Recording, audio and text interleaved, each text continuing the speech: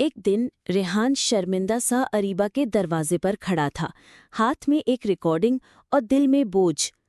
दरवाजे पर खाला आई, बोली, अरीबा किसी से नहीं मिल रही।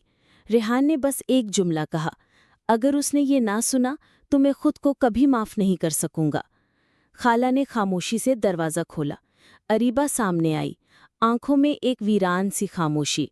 रेहान ने एतराफ़ किया, मैंने तुम पर शक किया और तुमने मेरी खामोशी को समझा। ये रिकॉर्डिंग सच है, मैं झूठ था। जब अरीबा ने रिकॉर्डिंग सुनी, फ़ाइज़ा की आवाज़ गूंजी, बस उसे बदनाम करना है, फिर रेहान खुद ही मेरे पास लौट आएगा। अरीबा ने बस आहिस्तगी से कहा, झूठ का सच होना कभी इतना तकलीफदेह नहीं था।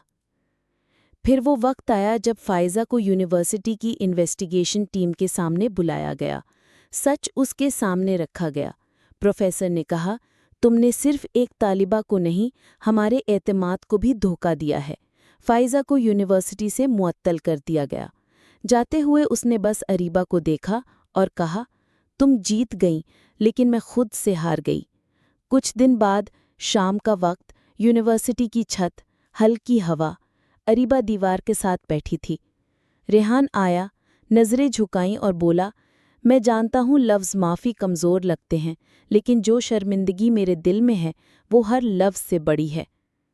अरीबा ने कहा, तुमने मुझसे वो छीन लिया जो आयान ने मुझे सिखाया था, एतमाद।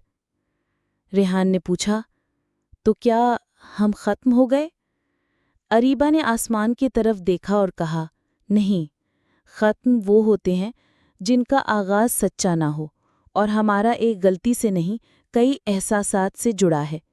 लेकिन वक्त चाहिए। रेहान ने बस सर हिलाया और एक आंसू उसके गाल पर बह गया।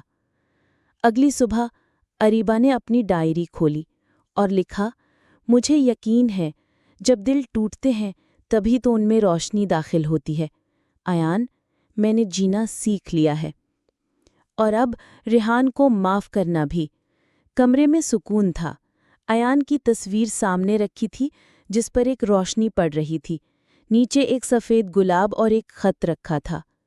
आयान, तुम्हारी याद मुझे कमज़ोर नहीं बनाती बल्कि ताकत देती है। मोहब्बत ख़त्म नहीं हुई, बस एक नए रंग में ढल गई है। Like and subscribe for more parts.